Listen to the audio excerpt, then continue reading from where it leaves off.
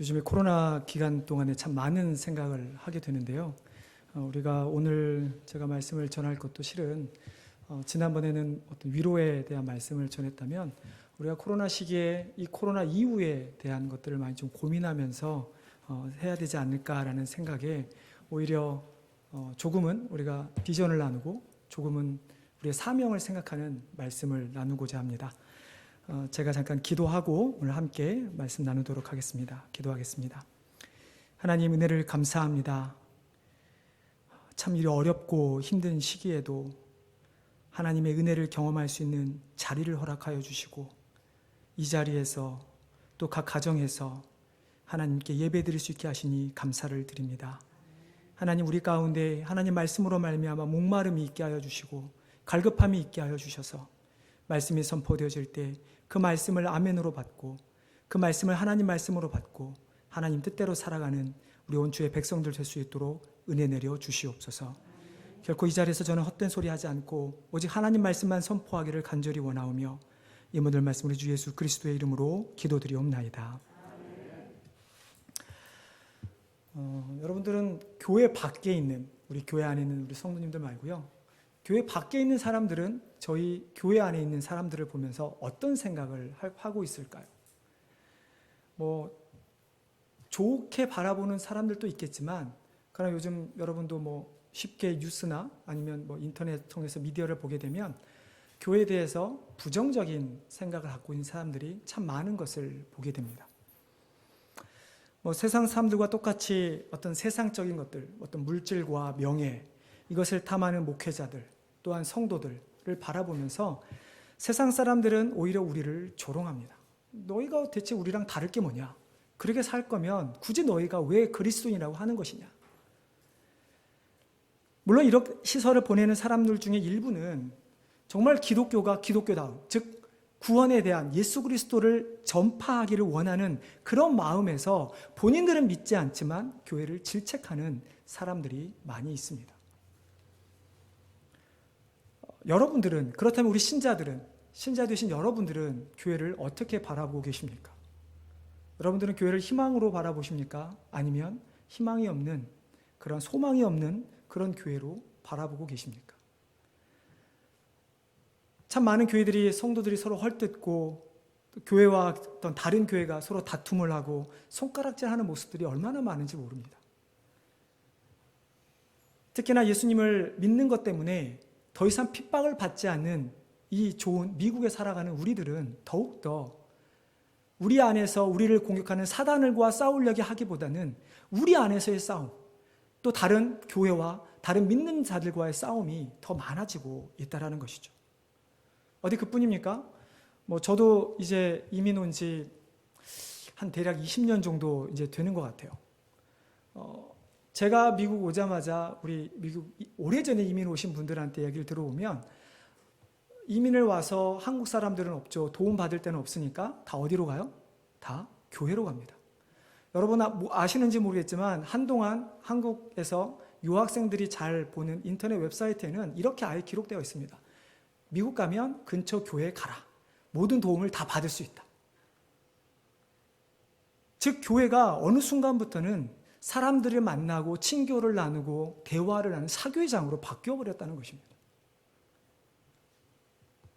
그러니 어떻습니까? 예배를 드리고 나면 많은 교회 성도님들이 친교를 하면서 세상의 정치가 어떻다든지 아니면 세상의 지금 삶이 돌아가는 게 어떻다든지 이런 이야기로 가득합니다. 오히려 우리가 모여서 그날 말씀을 듣고 말씀에 내가 이런 은혜를 받았고 내가 말씀에 이렇게 살아야겠구나 어떤 도전의 이야기들을 나누는 것이 아니라 그냥 정말 일주일 만에 보는 저 친한 사람 또 한국말 되는 사람들과 만나서 교제를 하는 곳이 교회가 되어버렸다는 것이죠. 여러분 만약에 교회가 이렇게 사교 중심주의가 되어버린다면 주일에 낚시를 가거나 골프를 가거나 등산을 가거나 그런 사람들과 뭐가 다를까요? 자기들이 좋아하는 것을 하러 가는 사람들과 무엇이 다를 바가 있을까요? 여러분들이 예배를 사모하고 말씀을 사모해서 교회로 오는 것이 아니라 오히려 교회 안에 오늘 가서 내가 누군가를 만나서 이런 이야기를 해야지라는 그런 마음으로 온다면 과연 무엇이 다르겠습니까? 하나님께서 성도들을 이 땅에 남겨두시고 교회를 이 땅에 세우신 것은 분명한 이유가 있습니다. 여러분 잘 아실 것입니다. 무엇이죠? 바로 복음을 세상에 전하기 위함입니다. 그렇다면 우리가 고민해야 하는 것은 어떻게 해야 우리가 세상에 복음을 전할 수 있는가? 어떻게 해야 우리가 그리스도인의 삶을 실천으로 세상에 드러내 보일 수 있는가 하는 것이죠. 여러분 사람들을 교회만 데려오면 끝이 납니까? 교회 좋은 프로그램들, 좋은 주일학교 프로그램들 잘 준비해서 사람들 와서 따뜻하게 맞이해주면, 그래서 그들이 원하는 거 다 해주면 그걸로 되는 것일까요? 아니면 교회가 그냥 지역에 있는 어려운 사람들 잠깐 도와주면 그걸로 교회가 사명을 다하는 것일까요? 여러분 이것을 하지 말자는 것이 아닙니다. 당연히 해야 합니다. 그러나 근본적으로 우리가 먼저 생각하고 내 삶이 바뀌어야 할 것이 있다는 것입니다. 여러분 언제부턴가 교회는 교회 밖에 있는 사람들에게는 관심을 두지 않게 되어버렸습니다. 누군가가 교회로 찾아오면 그때서야 그 사람에게 관심을 보입니다. 교회 안에 있는 성도들끼리 교제하고 밖에 있는 사람들의 문을 닫아버리고 그저 동정하듯 그들에게 무언가를 던져주는, 그래서 교회들이 교회 밖에 있는 사람들을 깨우지 않아도, 그들에게 복음을 전하지 않아도 우리 교회에 사람들이 찾아와서 교회가 부흥하면, 특별히 양쪽 부흥을 많이 의미하죠. 그러면 교회가 성공했다고 생각을 합니다. 그러나 여러분 교회는 절대로 그렇지 않습니다. 교회는 교회 밖에 있는 사람들을 깨워야, 그리고 그리들로 하여금 그리스도를 만나게 해야 진정한 교회로 거듭나게 되는 것입니다. 여러분 하나님께서는 우리 모두 한 사람 한 사람을 불러서 사명을 주셨습니다. 오늘 우리가 베드로전서 읽은 이 말씀, 여러분들 잘 아는 말씀일 것입니다. 오늘 이 말씀을 통해서 다시 한번 이 코로나 기간 동안에 우리가 움츠러들거나 어렵다고 생각하는 것이 아니라 이 이후에 혹은 이 기간 동안이라도 우리가 무엇을 할 수 있는 것인가, 우리가 왜 해야 하는 것인가 라는 것을 나누기 위해서 몇 가지 나누고자 합니다. 첫 번째로 우리가 먼저 신령한 집으로 지음 받았다는 것을 깨달아야 합니다. 오늘 본문을 보면 산돌이신 예수님은 사람들에게는 버림받아 되셨지만 하나님께는 택하심을 입었다라고 베드로는 말하고 있습니다. 자, 주님께서 이 땅에 오셔서 무엇을 하셨습니까? 회개의 말씀, 하나님 나라에 대한 선포, 모든 기적들을 베푸시면서 오직 하나님만을 전하셨던 분이 예수님이셨습니다. 그래서 오히려 몸이 아프거나 가난한 사람들에게는 환영을 받지만 예수님을 배척한 사람들이 있었죠. 누구였습니까? 종교 지도자들, 제사장들을 비롯해서 율법학자들, 바리새인들, 사두개인들, 소위 정말로 종교적으로 엘리트들이라고 하는 사람들이 예수님을 배척하고 만 것입니다. 왜 그랬습니까? 그들은 예수님이 자신이 가지고 있던 특권, 그 당시에 누렸던 명예, 권력, 이 모든 것들을 예수님이 뺏어갈 거라고 생각했기 때문이죠. 그렇지만 예수님을 진짜 경험한 사람들은 여전히 예수님을 갈급하며 예수님께 나아가 하나님에 대해서 묻고 하나님의 나라에 대해서 물었다는 것이죠. 자, 그래서 베드로는 이 예수님께서 세상 사람들, 건축자들, 소위 말하는 종교 지도자들에게는 버림을 받았지만 많은 사람들에게는 오히려 모퉁이 돌이 되는 그런 귀한 은혜를 받았다고 이야기를 하고 있는 것이죠. 여러분 우리가 소위 집을 지을 때 여러분 어떻게 생각합니까? 미국은 좀 다르죠. 그냥 큰 이렇게 그 빔이라고 하죠. 이렇게 큰 이렇게 구조물을 세우고 나무를 따다닥 붙이면 끝입니다. 한국에 가면 어떻습니까? 요즘에 이제 우리가 양옥집, 옛날 말로 양옥집인데 벽돌집이라고 하죠. 돌들이 다 딱 찍어낸 벽돌들로 차근차근 쌓아 올라가죠. 그럼 과거에는 어떻게 집을 지었는지 여러분 아십니까? 로마 시대라든 초대, 로마 시대만 하더라도 돌을 깎았는데 그때는 정말 기초석이 될 만한 큰 돌을 하나를 찾습니다. 그리고 그거를 놓습니다. 그리고 나머지는 그 돌에 맞춰서 깎아서 세워갑니다. 지금처럼 공장이 없었으니까요. 그렇기 때문에 그 기초석 하나가 잘못 정해지면 온 집이 무너질 수밖에 없는 것이죠.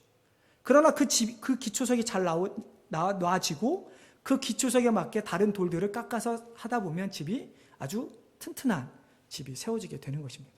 바로 예수님이 베드로가 말하는 모퉁이 돌이라는 의미가 바로 그것입니다. 예수님께서 바로 그 산 모퉁이 돌이 된 것입니다. 특별히 산 모퉁이 돌이라고 하는 것은 예수님께서 부활하셔서 죽은 우리들에게, 예수님이 살아나셔서 죽은 우리들에게도 새로운 삶, 영생을 주시기 때문에, 영원토록 살아가시는 분이시기 때문에 산돌이라는 표현을 쓴 것이죠. 자, 그런데 놀라운 것은 이 예수님만이 단순히 모퉁이 돌이요 신령한 집으로 끝나지 않는다는 것입니다. 여러분 5절 말씀을 보면 어떻게 되어 있습니까? 5절 말씀을 보면 너희도 산돌같이 신령한 집으로 세워지고, 자, 우리도 신령한 집이 되어진다는 것입니다. 자, 1절 한번 보십시오. 여러분, 우리의 모습이 어떻습니까? 과거의 여러분의 모습, 우리가 예수님을 알기 전에 우리의 모습이 어떻습니까? 악독함, 기만, 외식, 시기, 모든 비방하는 말들. 로마서 1장에 보면 사도 바울은 엄청나게 길게 우리의 죄에 대해서 언급을 하고 있죠. 여러분, 우리는 그러한 사람들이었습니다. 과거에는 죄인이었습니다. 그러나 우리가 이제 신령한 집이 될 수 있는 것은 예수님을 믿어서 예수님께서 우리의 죄를 사하여 주셨기 때문입니다. 또한 우리는 신령한 집이 되어가는 것은 우리 스스로가 내가 혼자 모퉁이 돌이 되어서 신령한 집이 되어가는 것이 아니라 여전히 예수님이라는 반석 위에 우리가 하나씩 하나씩 연결되어서 하나님의 집을, 교회를 세워가게 되는 것이죠. 자, 그렇다면 여러분의 질문을 하나 드려보겠습니다. 그렇게 살아있는 돌들로 지어진 신령한 집에 사는 사람들은 누구일까요? 자, 5절의 말씀 다시 우리 끝까지 한번 읽어보겠습니다. 자, 시작.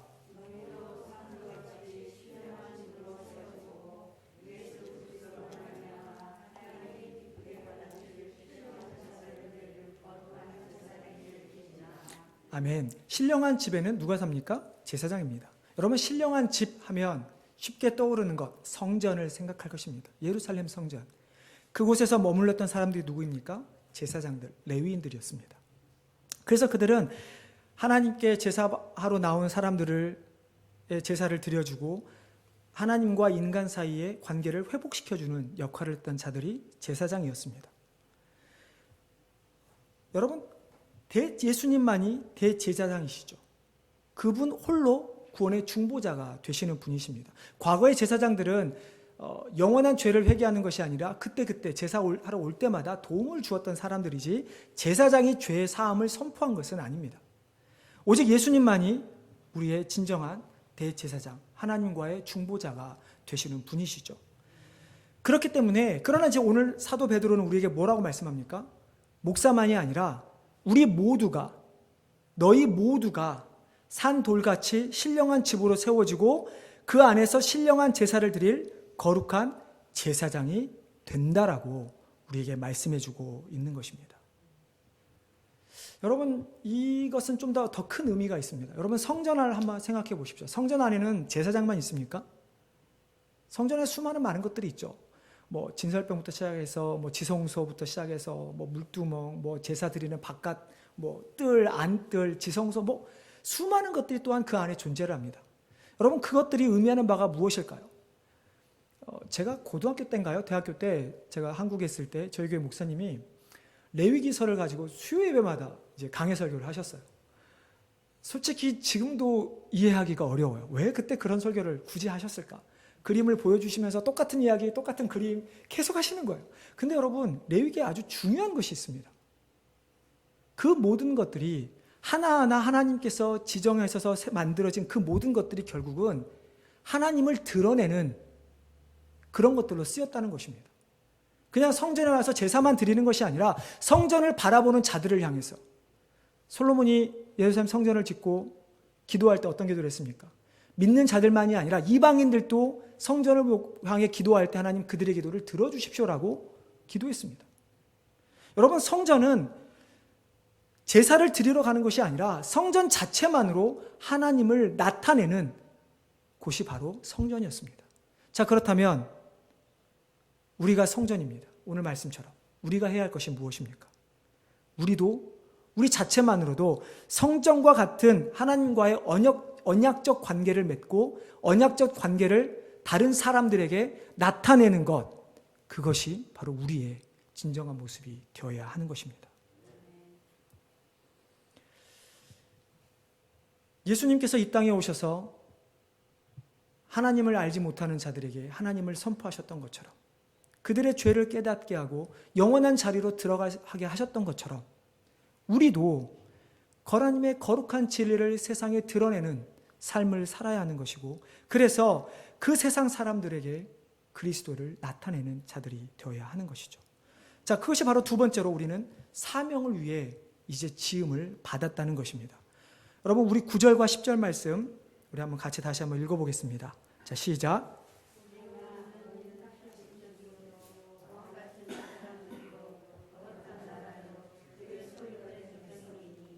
이는 너희를 어두운 데서 불러내어 그의 기이한 빛에 들어가게 하신 이의 아름다운 덕을 선포하게 하려 하심이라.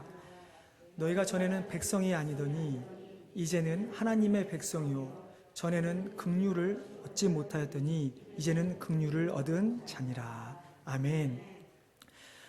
실은 이 말씀은 사도 베드로가 출애굽기 19장에 있는 말씀을 인용한 것입니다. 제가 한번 읽어드리겠습니다. 19장 5절 6절 말씀입니다. 세계가 다 내게 속하였느니 너희가 내 말을 잘 듣고 내 언약을 지키면 너희는 모든 민족 중에서 내 소유가 되겠고 너희가 내게 대하여 제사장 나라가 되며 거룩한 백성이 되리라. 너는 이 말을 이스라엘 자손에게 전할지니라. 자, 하나님께서 이스라엘 백성들을 애굽에서 불러내 주셨습니다. 그리고 그들과의 관계를, 언약을 다시 맺습니다. 내가 너희로 영원한 나의 백성이 되게 하겠다. 자, 그것을 나타내기 위해서 이스라엘 백성에게 무엇을 줍니까? 율법을 줍니다.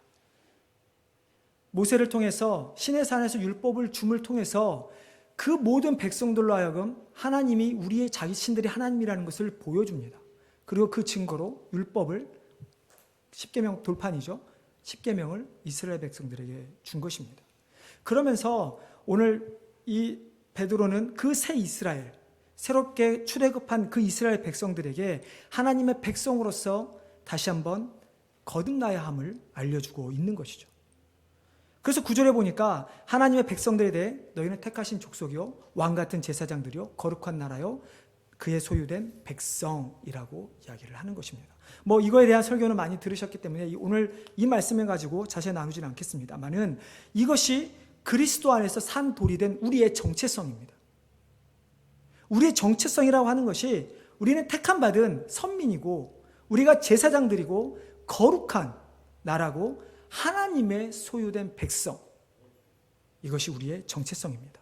자, 그리고 나서 베드로는 10절에서 대조법으로 이야기를 전개해 갑니다. 너희가 전에는, 그러니까 과거에는 백성이, 하나님의 백성이 아니었더니 이제는 하나님의 백성이다. 너희가 전에는 긍휼, 하나님의 자비하심을 얻지 못하였더니 이제는 긍휼을 얻는 자라고 이야기를 하고 있는 것이죠. 여러분, 이것이 왜 중요합니까? 왜 과거의 나를 알아야 합니까? 그냥 지금 거룩하게 된 좋은 이 시간만 기억하면 될 것인데 우리가 왜 자꾸 과거를 기억해야 합니까?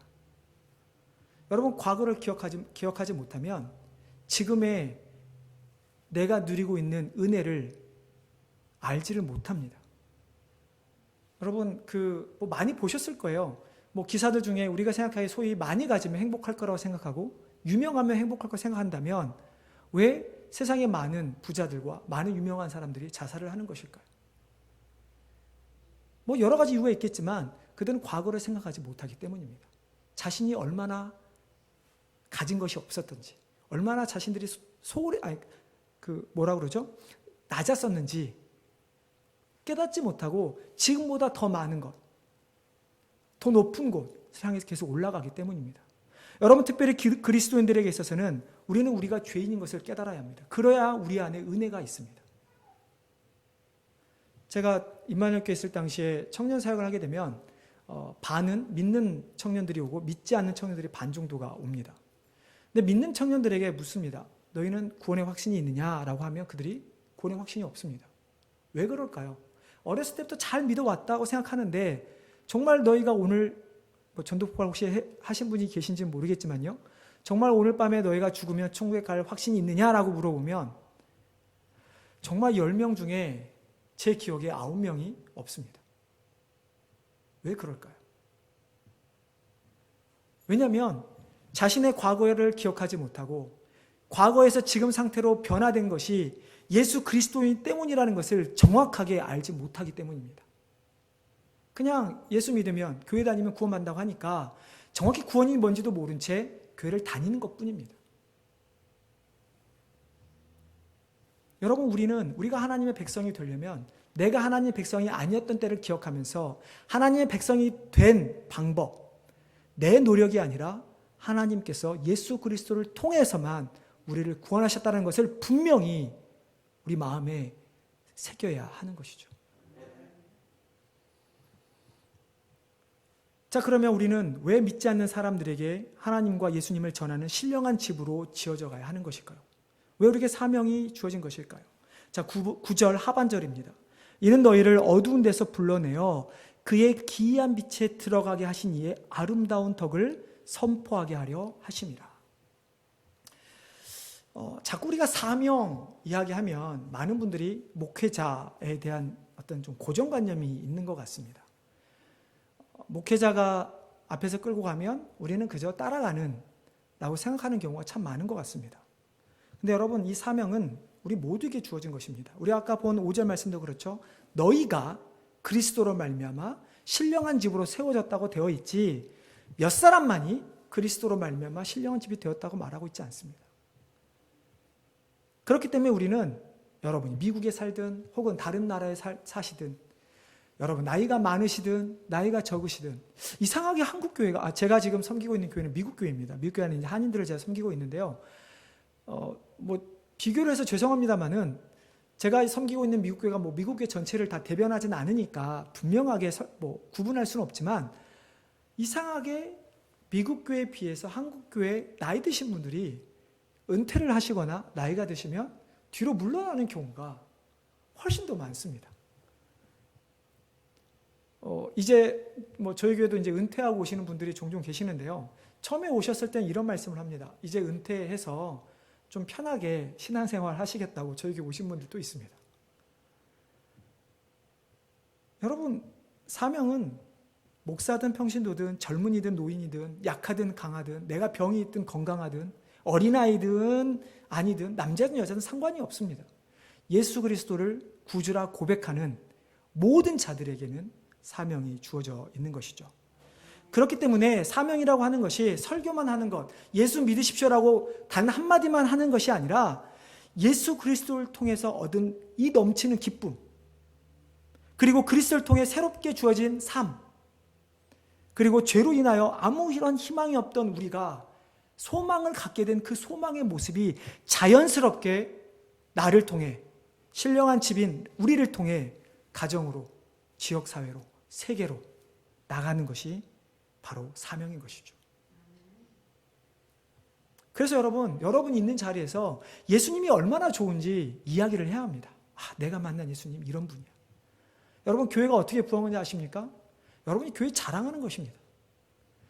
어디에 가서 우리 목사님은 다 좋은데 좀 이게 안 좋아. 그러면 사람들은 좋다는 이야기보다 안 좋다는 그거 하나에 꽂힙니다. 이게 죄인된 인간의 본성입니다. 그래도 여러분들은 나가서 우리 교회는 이래서 좋아. 우리 목사님은 이래서 좋아. 이래야 교회는 부흥하는 것입니다. 사도 베드로는 이에 대해서 죄인을 사랑하셔 자신의 생명을 주신 주님의 아름다운 덕, 우리를 구원하신 그 주님의 덕, 그것을 세상에 선포해야 한다라고 말씀하고 있는 것이죠. 구원은 오직 예수 그리스도를 통해서 주어지는 것이고 사람들을 어두운 데어 있는 사단에 억눌려 있는 자들을 그의 예수님의 빛의 안으로 들어가게 하는 것, 그것이 바로 우리에게 주어진 사명인 것입니다. 이것이 바로 교회가 존재하는 이유입니다. 교회는 세상에 그리스도의 구속 사역을 통한 구원의 소식을 전하기 위해서 하나님의 백성들이 모인 곳입니다. 그러니까 우리가 맨날 하는 이야기처럼 교회 건물이 아니라 여러분 한 사람 한 사람이 바로 교회인 것이죠. 그렇게 교회의 사명은 목사만이 아니라 직분자만이 아니라 우리 모두에게 감당할 것인 것이죠. 여러분, 우리가 이 사명을 감당하는 것을 소홀히 하면 결국 이 교회는 종교 클럽이 되고 맙니다. 문화센터가 되어버리고 마는 것입니다. 아침에 오면서도 제 아내랑 그런 이야기를 했습니다. 참 기독교가 보면서 많이 부흥했다가 쇠퇴했다라는 것들을 계속 겪게 되죠. 유럽이 지금 그러고 있고요. 미국도 지금 그러고 있습니다. 근데 그걸 보면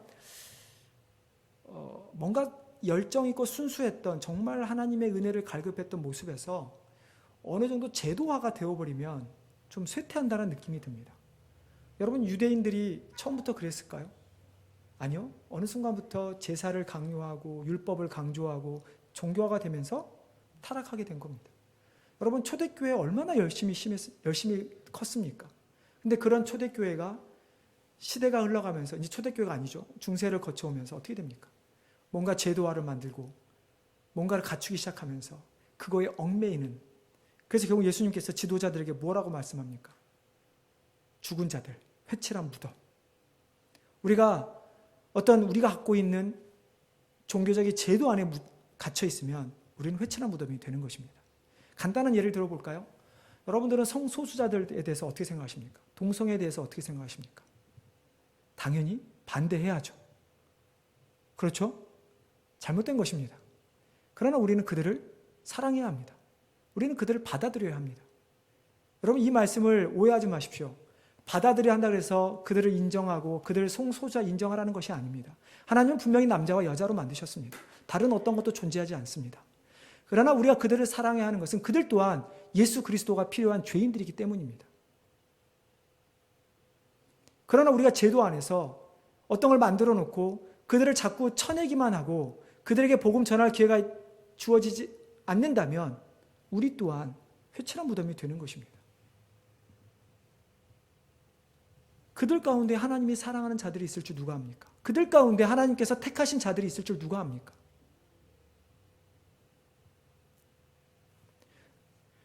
예수님 당시의 사람들은 하나님을 거부한 것이 아닙니다. 누구보다도 종교적으로 열심히 뛰어났던 자들입니다. 그러나 그 중에 예수님을 따랐던 수많은 사람들은 바로 그 제도적인 것을, 종교를 거부했던 자들이 초대교회의 성도들인 것이죠. 주님께서는 그런 사람들의 마음에 갈급함을 아시고 그들의 마음을 두드리셨던 것입니다. 여러분들도, 우리도 마찬가지입니다.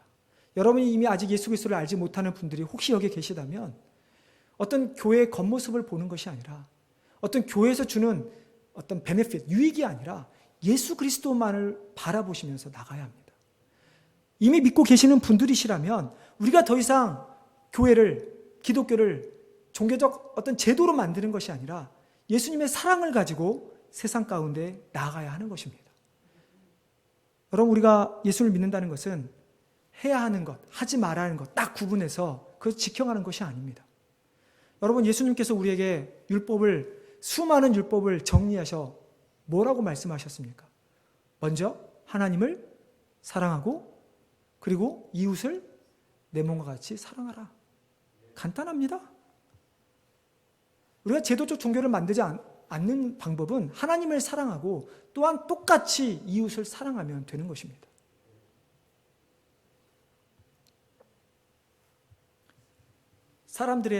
예수님 당시에 사람들의 마음을 흔들었던 것, 그들의 마음을 움직였던 것은 율법이 아니라 예수님이 주신 은혜요, 사랑이었다는 것이죠. 이것을 통해서 우리도 역시 하나님의 그 은혜, 용서를 깨달아서 세상 가운데 주신 사명, 기이한 빛을 세상 사람들로 하여금 기이한 빛에 들어오게 하는 그런 사명을 우리가 감당해야 하는 것이죠.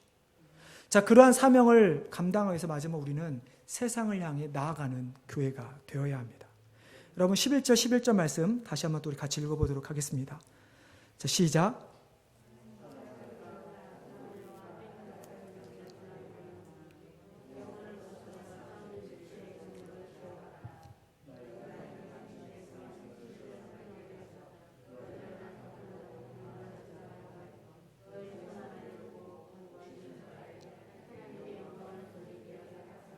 아멘. 자, 베드로는 먼저 우리의 정체성을 하나 더 이야기를 합니다. 물론 우리가 앞에서 말한 정체성들이 있고요. 그러나 우리가 이제 세상을 향해서는 어떠한 정체성이 가져야 하느냐? 그것이 바로 거류민과 나그네입니다. 여러분, 거류민, 나그네, 떠돌아다니는 사람들입니다. 한 곳에 정착해 있는 사람들이 아닙니다.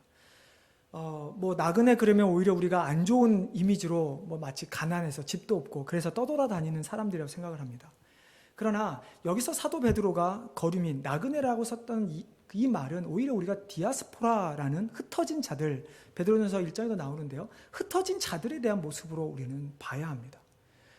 또한 이 말은 무슨 말이냐면 우리는 이 땅에서 마치 영원히 살 것처럼 살아갑니다. 그래서 이 땅의 것에 집착하며 살아갑니다. 근데 그러지 말라는 것입니다. 이 땅은 너희가 잠시 지나가는 나그네와 같은 그런 장소라는 것이죠. 우리가 살아갈 영원한 것은 하늘나라고 너희는 이 땅에서는 그저 나그네와 거류민과 같은 자들인 것을 깨달아야 한다는 것이죠. 여러분, 거류민, 나그네 장점은 무엇이 있을까요? 가장 좋은 첫 번째 장점은 아까 말씀드렸듯이 우리에게는 지금은 나그네지만 우리가 가게 될 본향, 하늘나라가 있다는 것입니다. 두 번째는 나그네, 떠돌아다니기 때문에 많은 사람들을 만날 수 있다는 것입니다. 그 많은 사람들에게 도움을 받는 것이 아니라 내가 가진 것을 나누어 줄 수 있는 자들이 될 수 있다는 것이죠. 자, 12절에 보면 베드로는 이미 성도가 된 자들보다는 오히려 밖에 있는 자들에게 더 관심을 가지고 있습니다. 베드로의 관심은 우리를 악행한다고 비방하는 자들, 그 비방하는 자들로 하여금 우리가 가진 선한 일을 보게 하는 것입니다. 여러분, 그게 12절 말씀입니다. 너희가 이방인 중에서 행실을 선하게 가져 너희를 악행한다고 비방하는 자들로 하여금 너희 선한 일을 보고 오시는 날에 하나님께 영광을 돌리게 하라. 여러분, 우리가 이런 말들 많이 하죠. 과연 하나님 앞에 갔을 때 우리가 어떤 기준으로 상급을 받을 것인가? 이런 이야기를 하면 실은 각 프로그램마다 다 다른 이야기를 해요. 전도폭발 가면 전도 많이 하면 상급 받는다 그러고 제자훈련을 한 데 가면 제자훈련 많이 시키면 이런 이야기를 많이 해요. 근데 베드로는 딱 한 이야기를 합니다. 너희가 이방인 중에서 행실을 선하게, 단순히 착한 일이 아니죠. 예수 그리스도로 말미암아 변화된 우리의 삶의 모습인 것이죠. 그것을 가져 너희를 오히려 비방하는 사람들을 하여금 너희가 하는 일을, 선한 일을 보고 하나님께 돌아오게 하라. 이것이 우리에게 오시는 날에 하나님께서 영광을 받으실 것이다 라고 이야기를 하고 있는 것입니다. 자, 결국은 중요한 것은 우리가 세상 사람들과 만날 수 있는 교류의 장을 계속 가져야 한다는 것입니다. 불신자와의 접촉점은 어디에 있습니까? 여러분, 교회 안에 있습니까? 교회 밖에 있습니다. 우리끼리 모여서 교제하고 섬기는 것 좋습니다. 당연히 해야 합니다. 그러나 그 모든 것은 밖에 나가 불신자들과 접촉하기 위함인 것이죠. 사명을 감당하기 위해서입니다. 그래서 사도 베드로는 비방한 자들로 하여금 너희 선한 일을 보게 하라 라고 이야기를 하는 것이죠. 여러분, 선한 일이 무엇입니까? 아까 말씀드린 것처럼 정말 하나님을 사랑하고 이웃을 사랑하는 것. 누가 예수님 믿으세요 라고 말하지 않아도 저 사람은 뭔가 달라라고 하는 것입니다. 여러분, 목사로서 제일 인간적으로 기분이 좋을 때가 무엇인지 아십니까? 목사로서? 저도 몰랐는데요. 제가 목사하고 나서 벌써 목사 안수 받은 지가 이제 10년이 좀 지났는데요. 저도 좀 목사 안수를 늦게 받았습니다. 됐는데 안 믿는 사람이 그냥 밖에서 어떻게 하다가 보니까 이런 분들이 있어요. 혹시 목사세요? 내거나 목사님처럼 보이네요. 이 말을 들을 때가 이상하게 좋더라고요. 네. 근데 여러분, 물론 이제 이런 이야기를 하죠. 목사들이 가장 조심할 게 그거죠. 목사들이 은퇴할 때 남겨놔야 할 것은 그리스도. 목사가 한 일이 아니라 그리스도여야 되지만 여러분도 마찬가지로 여러분들을 바라보면서 누군가가 정말 뭔가 다르네요 라는 이야기를 들어야 하는 것입니다. 여러분, 제가 죄송해요. 또 이 말 청년부 얘기를 잠깐 또 드리고 싶은데요. 학교 근처에 유펜이라는 학교가 있습니다. 뭐 아이빌리그도 들어가고 되게 공부를 열심히 하는 학생들이에요. 근데 그 학생들이 이제 안 믿는 학생들이 이제 그 학교에서 오게 되는데 그 학생들 너희 교회 어떻게 왔니? 라고 물어보면 이런 이야기를 합니다. 같은 과 친구예요. 근데 정말 공부만 해도 따라가기가 어려워요. 근데 저 친구는 이제 뭐 순장이었어요. 이제 속으로 그러니까 인도자였던 거죠. 금요일이면 저희가 순장들 모임이 있었어요. 저녁에 저녁 7시부터 9시, 10시, 뭐 11시까지 있어요. 거기에 가죠. 뭐 토요일 날은 새벽기도 나와야 되죠. 순장들은 기본이었거든요. 그다음에 주일날 하루 종일 교회에 있어야 돼요. 근데 저 친구는 자기보다 성적도 잘 나오고 그리고 중요한 건 항상 웃고 다닌다. 뭐가 좋은지 이렇게 웃고 다닌다는 거예요. 그게 궁금해서 교회에 왔다는 거예요. 여러분 이게 바로 오늘 베드로가 말하는 모습입니다. 누군가가 여러분을 보면서 여러분의 표정을 보면서 아, 저 사람 교회 다녀? 그런 교회 난 안 가. 그러나 여러분이 아무리 어렵고 똑같은 힘든 상황에서도 기뻐하며 살아간다면 그들을 보면서 그 모습을 보면 누군가는 교회로 온다는 것이죠. 이것이 바로 세상을 향해 나아가는 교회입니다. 어떤 프로그램이나 우리의 어떤 자선 행위나 그런 것이 아니라 우리의 삶의 모습만으로도 누군가가 우리를 보고 교회로 오는 것, 이것이 바로 주님께서 원하시는 교회의 모습인 것이죠. 우리가 하나님 나라를 세워가는 방법, 특별히 제일한인장로교회가 이 땅에서 하나님 나라를 세워가는 방법, 그것은 여러분들이 지역사회를 섬기는 것입니다. 여러분, 아주 중요한 질문을 하나 드려보겠습니다. 여러분 교회 밖에 있는 사람들에 대해서, 여러분이 살고 있는 지역에 대해서 여러분들은 얼마나 잘 알고 계십니까? 과연 이 지역에는 백인들은 얼마나 살고 흑인들은 얼마나 살고 있을까요? 그들이 하고 있는 직업은 무엇일까요? 그들의 관심사는 무엇일까요? 여러분 아이들, 자녀들이 다니고 있거나 다녔던 학교의 사람들은 어떨까요? 물론 언어 불편합니다. 저도 대학원 이후에 왔기 때문에 영어가 그렇게 편하지는 않습니다. 그래서 당연히 한국말이 편하죠. 그럼 여러분 지역을 얼마나 알고 계십니까?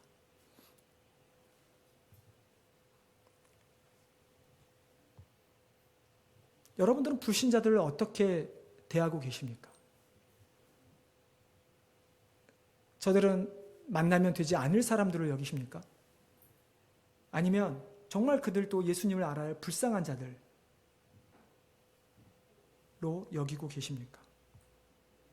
우리가 이민자이기 때문에, 우리가 마이너리티, 즉 소수자이기 때문에 실은 우리 주위를 바라보는 시선은 그렇게 고울 수만은 없습니다.